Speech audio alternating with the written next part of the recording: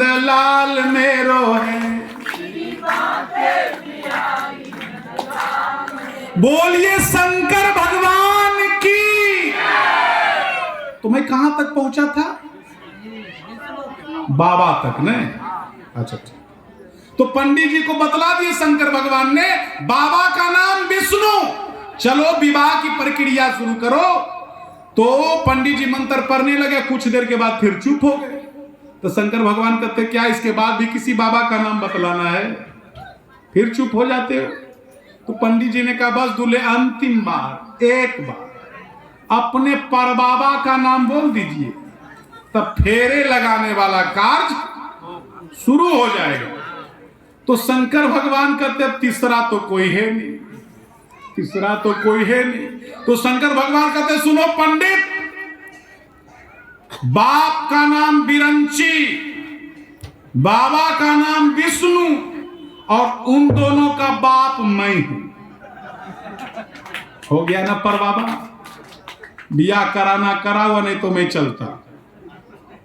तो कहने का तात्पर्य, शंकर भगवान अजन्मा है ना, गर्भ से जन्म नहीं होता। इसीलिए जब नारद जी ने कहा कि वो बिना माता पिता का है, तो पार्वती समझ गई ये तो वही है। इसीलिए उनकी आंखों में हर्ष के आंसू बहने लगे, ये तो शिव ही है। तो मैना कल जोड़ के कहती, आपने इतनी सुंदर कन्या के लिए इतने दुर्गुण बताए, थोड़ा ये कुछ बदलाव हो जाए।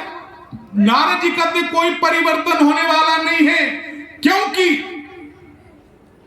कह मुनि साहिम बंत सुनु, जो विधि लिखा लीलार, देव तनुज नर नाग मुनि, उसे कोई न मेटनहार।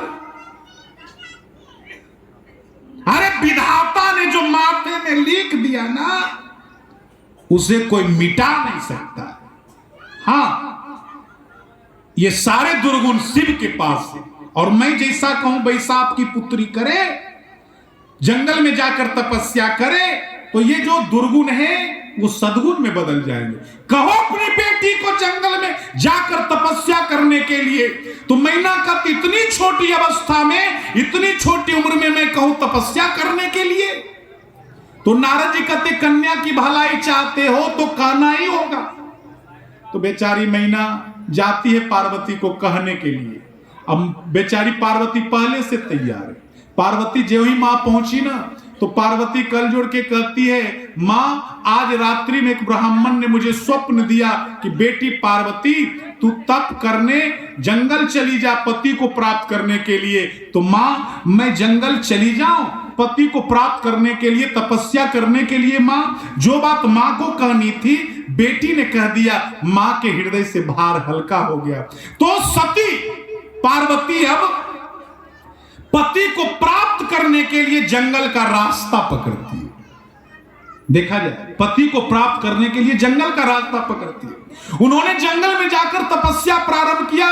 तो लिखा गया है, माता पार्वती ने कितने हजार साल तक बेलपत्र खा करके तपस्या की। बेलपत्र जो आप लोग भोलेनाथ को चढ़ाते हैं, बेलपत्र 6 महीना के बाद बासी होता है। यानी आज का तोड़ा हुआ बेलपत्र यदि सूख भी जाए तो कोई दिक्कत नहीं, 6 महीना तक वो ताजा। नारद पुराण में ऐसी चर्चाएं कि आप आज का तोड़ा हुआ बेलपत्र 6 महीने तक शिवलिंग पर चढ़ा सकते हैं। तो उन्होंने कुछ हजार साल तक बेलपत्र खा करके तपस्या किया, कुछ हजार साल तक उन्होंने जल पी करके तपस्या किया, कुछ हजार साल के लिए उन्होंने वायु पीकर तपस्या किया, और फिर उन्होंने उसका भी त्याग कर दिया। तो कहीं कहीं लोग सवाल करते, कन्हैया जी इतने हजार साल तक पार्वती ने तपस्या किया, तो जरा ये बतलाइए कि किस उम्र में उनका बियाह हुआ था?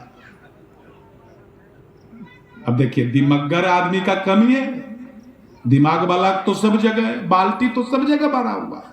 स्वाभाविक सवाल है, उतना 1000 साल तपस्या किया तो किस उम्र में विवाह हुआ होगा? कुछ लोग कहते, कन्हैया जी हनुमान जी जब लंका में मच्छर जैसा छोटा रूप धारण किए तो उनके पास जो अंगूठी था वो कहां चला गया था? वो भी छोट हुआ था कि उतने बड़ा साइज का था? आप बतलाइए। ऐसे महानुभाव को हम कहते रूम में आइएगा, हम जवाब देंगे, है ना। सठम साठे समाचार, है ना, रारंग रोरंग पवित्रंग, तो जवाब तो तब दिया जाएगा ना। ऐसे लोग होते सवाल पूछने वाले, कहते वो अंगूठी भी छोट हो गया था क्या? अरे जब हनुमान जी ने सूक्ष्मता धारण कर लिया तो उनकी हर आकृति, हर परिस्थिति, हर वस्तु उसी रूप में न हो जाएगी? तो ऐसे ऐसे लोग सवाल पूछ देते हैं। तो स्वाभाविक सवाल है, इतने हजार साल पार्वती ने तपस्या किया, किस उम्र में उनकी शादी हुई थी? देखिए ये काल पर्यंत की कथा, काल पर्यंत की कथा। हर युग में आदमी का जो उम्र था युग के अनुसार था। जैसे सतयुग में हमारे धर्म ग्रंथों में लिखा हुआ है कि आदमी 1,00,000 साल तक जीता था, 1,00,000 साल तक सतयुग में। उसके बाद आया त्रेता, 1,00,000 में एक शून्य घटा दीजिए मिथिलेश जी, कितना बचा? तो त्रेता में मनुष्य की आयु 10,000 साल की। तो 1,00,000 की उम्र में यदि 25,000 साल तपस्या करे, कोई आश्चर्य की बात है? क्योंकि 75,000 साल उम्र बची हुई है। तो उसके बाद त्रेता में 10,000 साल आयु रह गई। तो 10,000 साल की आयु में यदि आप 1,000 साल तपस्या करें, कोई आश्चर्य की बात है क्या? और त्रेता के बाद द्वापर आया, तो आप लोग 10,000 में एक शून्य घटा दीजिए, कितना बचा? 1,000। तो 1,000 बच रहा है। तो 1,000 साल की आयु में यदि आप 100 साल तपस्या करें तो क्या आश्चर्य की बात है? और सज्जनों 1,000 में एक शून्य घटा दिया जाए, कलयुग, तो 100 बचा। तो 100 बचा तो कलयुग में मनुष्य की आयु 100 साल। और 100 साल में यदि हमने 25 साल तपस्या किया तो कोई आश्चर्य की बात नहीं। लेकिन अब मैं कहूं भाई साहब, ये आप लोग 100 में भी एक शून्य घटा दीजिए, 10 साल, तब कितना बचा? 10 साल। बतलाइए। विष्णु पुराण में लिखा हुआ कि कलयुग के अंत में आदमी सिर्फ 12 साल बचेगा। जिस समय मनुष्य की आयु 12 साल की रह जाएगी, उसी समय युग परिवर्तन हो। अभी 100 से आप 60, 65, 80 पर पहुंचे हैं ना, धीरे धीरे आपको 12 साल तक पड़ा जाएगा और तब युग परिवर्तन होगा। यह सब हमारे पुराणों में लिखा हुआ है। तो सज्जनों, इधर शिव जी का क्या हुआ? पार्वती तो तपस्या करने लगी फिर उन्हें प्राप्त करने के लिए। शिव जी, जब से सती जी ने अपना शरीर जलाया, शिव जी क्या करते? तो शिव जी बेचारे क्या करेंगे? कहीं राम कथा सुनते हैं और कहीं राम कथा कहते हैं। तो एक जगह कह ही रहे थे कि भगवान नारायण पहुंच गए, तो नारायण को उन्होंने प्रणाम किया, हरिहर से मुलाकात हुई। तो भगवान विष्णु ने कहा कुछ मेरा आदेश पालन करना है क्या आपको? तो शिव जी ने कहा आप तो हमारे स्वामी हो, जो आदेश करोगे मैं पालन करूंगा। क्या आदेश है? तो भगवान ने कहा, नारायण ने, कि आपको दोबारा विवाह करना। शिव जी कहते मैं कान पकड़ता, एक विवाह करके तो मैं देख लिया, दोबारा विवाह हमको नहीं करना। भगवान कहते नहीं, विवाह तो करना ही हो, क्योंकि योग बेटे के लिए योग दाम्पत्य जीवन चाहिए। अरे यदि राम को पैदा करना है तो दशरथ बनना होगा, कौशल्या बनना होगा तो राम आएंगे। यदि कृष्ण को पैदा करना है तो देवकी और वासुदेव बनना पड़ेगा। और सज्जनों, तो विवाह तो करना पड़ेगा, क्योंकि तारकासुर राक्षस का जो वध होगा आपके बेटे कार्तिक के हाथ से, ये तो पहले से तय। तो विवाह तो करना पड़ेगा ना। यानी कभी कभी संसार के हितों के लिए भगवान ईश्वर को भी शादी कराते हैं, बड़े बड़े जोगियों को भी विवाह कराते हैं। तो भगवान कहते ठीक, आपकी आज्ञा को मैं सिर पर धारण करता हूं। सिर धरियासु करिए तुम्हारा। भगवान कहते मेरी आज्ञा को आप मस्तक पर मत रखो, क्योंकि वहां रखोगे तो वहां से गंगा बहती है, कहीं गंगा के साथ साथ मेरी आज्ञा भी ना बह जाए, इसलिए आज्ञा हृदय में। आज्ञा को हृदय में रखा गया। भगवान नारायण अंतर ध्यान हो गए, सप्त ऋषियों का आगमन हुआ। तो शिव जी ने कहा कि भगवान नारायण ने कहा है पार्वती से विवाह करने के लिए, तो पहले आप लोग जाओ थोड़ा परीक्षा करके देखो कि पार्वती मेरे लायक है या नहीं है। तो सारे ऋषि लोग गए पार्वती का परीक्षा करने के लिए जगदम्बा का। तो जगदम्बा का तेजस्वी स्वरूप है नक्काशी रूप। और पहले तो ऋषियों ने जगदम्बा को प्रणाम किया, और फिर क्या स्वरूप है माता का?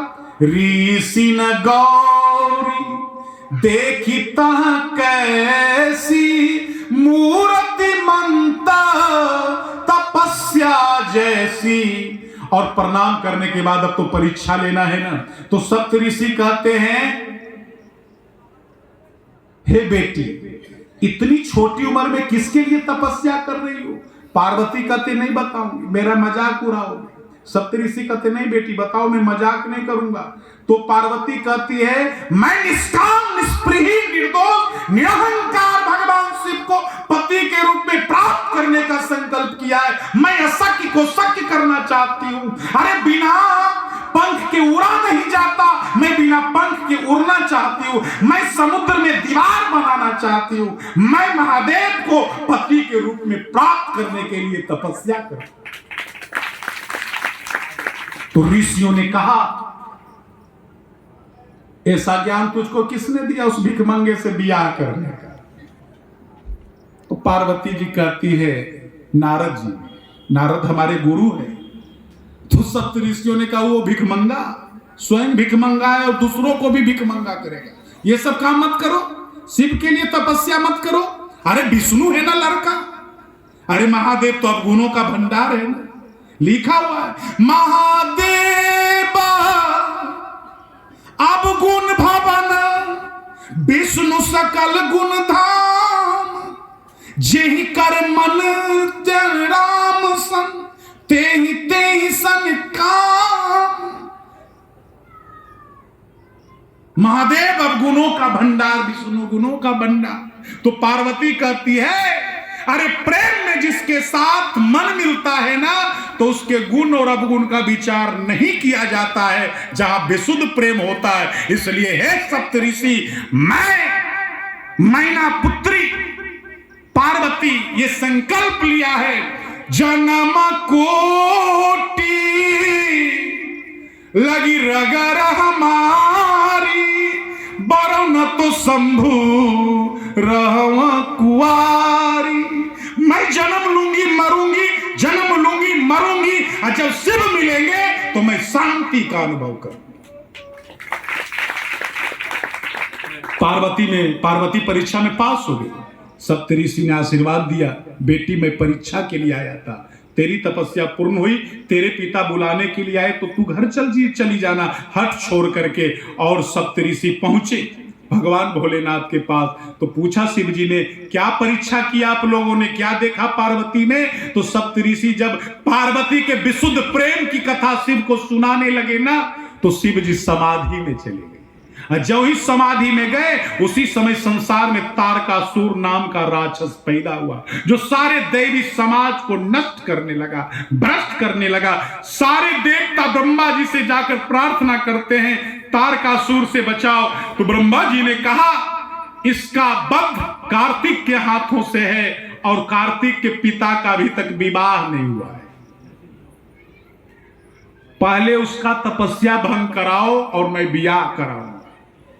तो देवताओं ने कामदेव का स्मरण किया, संसार का भयानक तत्व कामदेव, उसे आदेश दिया गया, जाओ शिव के तपस्या को भंग करो।